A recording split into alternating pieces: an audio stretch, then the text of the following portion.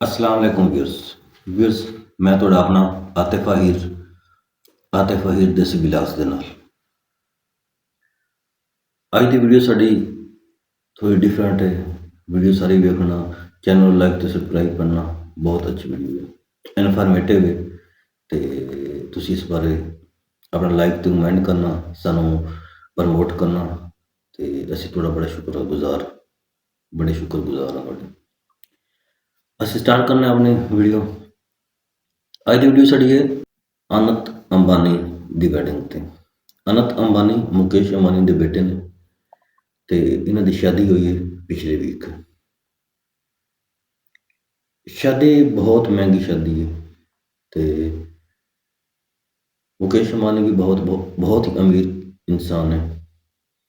ਇਸ ਸ਼ਾਦੀ ਦੇ ਵਿੱਚ ਪੂਰੀ ਦੁਨੀਆ ਤੋਂ ਲੋਕ ਆਏ ਨੇ। ਫੇਸਬੁੱਕ ਦੇ CEO, ਟਵਿੱਟਰ ਐਕਸ ਦੇ CEO ਤੇ ਇਸ ਤੋਂ ਇਲਾਵਾ ਬਿਲ ਗੇਟਸ ਆਏ ਨੇ। ਇਸ ਸਿੰਗਰ ਆਏ ਨੇ, ਸਿੰਗਰ ਜਿਨ੍ਹਾਂ ਵਿੱਚ ਰਿਹਾਨਾ ਬਹੁਤ ਹੀ ਐਕਸਪੈਂਸਿਵ, ਬਹੁਤ ਹੀ ਮਹਿੰਗੀ ਗੁਲਕਾਰਾ। ਪੂਰੀ ਦੁਨੀਆ ਤੋਂ ਜਿਸ ਨੂੰ ਕਹਿੰਦੇ VVIP ਜਿਹੜੇ ਹੈ ਸਨ ਮਹਿਮਾਨ, 1250 ਮਹਿਮਾਨ ਆਏ ਨੇ। ਇਸ ਦੇ ਵਿੱਚ ਤਕਰੀਬਨ 2500 ਡਿਸ਼ਾਂ ਸਰਵ ਕੀਤੀਆਂ ਗਈਆਂ ਨੇ ਤੇ ਬਹੁਤ ਹੀ ਅਲੱਗ ਕਿਸਮ ਦੀ ਇਸ ਨੂੰ ਸ਼ਾਦੀ ਨੂੰ ਬਣਾਇਆ ਗਿਆ। ਇਹ ਸ਼ਾਦੀ 12 ਦੇ ਸ਼ਹਿਰ ਜਾਮਨਗਰ ਵਿੱਚ ਅੰਜਾਮ ਪਈ ਹੈ। ਇਹ ਪ੍ਰੀ ਵੈਡਿੰਗ ਹੈ, ਸ਼ਾਦੀ 12 ਮਈ ਨੂੰ ਹੈ। ਇਹ ਪ੍ਰੀ ਵੈਡਿੰਗ ਫੰਕਸ਼ਨ ਸੀ ਤੇ ਇਸ ਦੇ ਨਾਲ ਅੰਬਾਨੀ ਖਾਨਦਾਨ ਨੇ ਇਨਵਾਈਟ ਇਸ ਤਰ੍ਹਾਂ ਕੀਤਾ ਕਿ ਉਹਨਾਂ ਪੈਸੇ ਦੇ ਕੇ ਬੰਦੇ ਬੁਲਾਏ ਗਏ ਨੇ ਔਰ ਇਸ ਸ਼ਾਦੀ ਦੇ ਨਾਲ ਜਿਤਨੇ ਵੀ ਲੋਕ ਇੰਡੀਆ ਦੇ ਵਿੱਚ ਆਏ ਨੇ, ਮਸ਼ਹੂਰ ਲੋਕ, ਕ੍ਰਿਕਟਰ, ਸਿੰਗਰ, ਸਪੋਰਟਸਮੈਨ, ਹਰ ਕਿਸਮ ਦੇ ਲੋਕ ਇਸ ਸ਼ਾਦੀ ਦੇ ਵਿੱਚ ਆਏ ਨੇ ਤੇ ਫਿਊਚਰ ਦੇ ਵਿੱਚ ਭਾਰਤ ਨੂੰ ਇਸ ਦਾ ਬਹੁਤ ਜ਼ਿਆਦਾ ਮੁਆਸ਼ੀ ਫਾਇਦਾ ਹੋ ਸੀ। ਸਾਰੇ ਲੋਕ ਆਏ ਨੇ, ਉਹਨਾਂ ਦਾ ਬੜਾ ਔਰ ਸ਼ੌਕ ਨਾਲ ਆਏ ਨੇ, ਬੁਲਾਇਆ ਗਿਆ ਉਹਨਾਂ ਨੂੰ ਤੇ ਇਸ ਦੇ ਵਿੱਚ ਮੁਖਤਲਿਫ ਹਨ ਕਿ ਜਿਤਨੇ ਸਿੰਗਰ ਆਏ ਹੋਏ ਸਨ, ਕੁਝ ਬਾਲੀਵੁੱਡ ਅਦਾਕਾਰ ਹਨ ਜਿਨ੍ਹਾਂ ਦਾ ਜਿਹੜੇ ਬਾਹਰ ਦੇ ਲੋਕ ਆਏ ਨੇ, ਉਹਨਾਂ ਨੂੰ ਉਸ ਦੇ ਵਿੱਚ ਆ ਕੇ ਉਹਨਾਂ ਨੂੰ ਸਿਰਫ ਸਰਵ ਕਰਨਾ ਹੈ।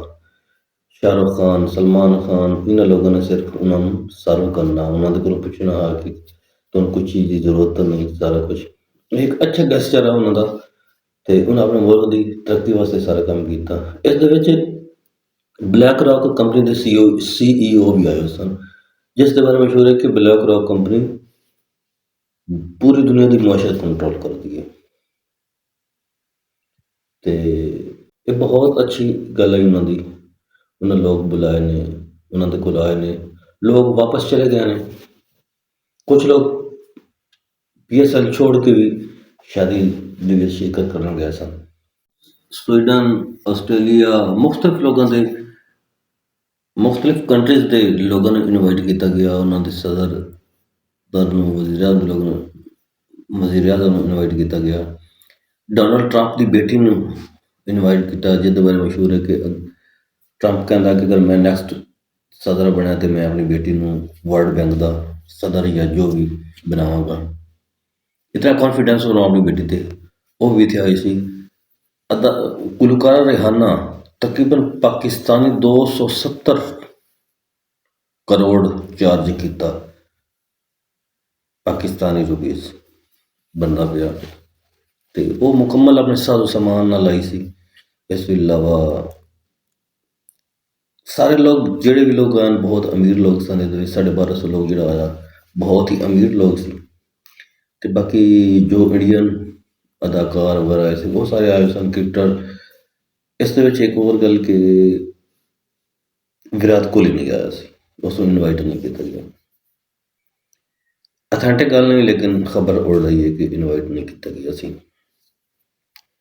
ਤੇ ਇਸ ਤੋਂ ਇਲਾਵਾ ਉਹਨਾਂ ਦੀ ਬੜੀ ਅੱਛੀ ਕਾਵਿਸ਼ ਹੈ।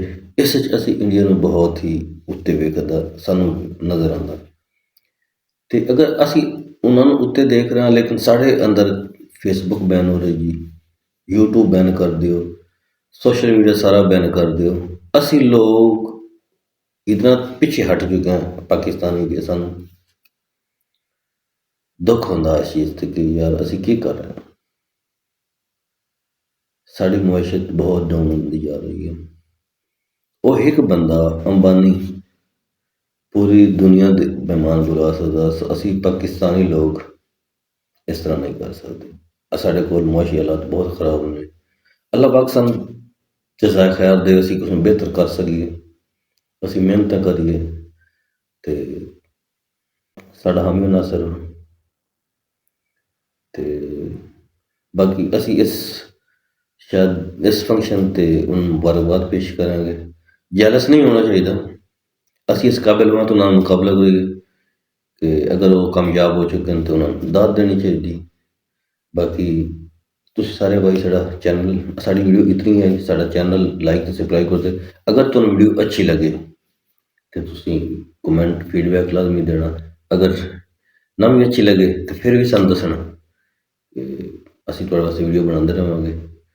ਤੇ ਬਹੁਤ ਮਿਹਰਬਾਨੀ, ਅੱਲਾਹ ਪਾਕ ਖੁਸ਼ ਰੱਖੇ। Thank you.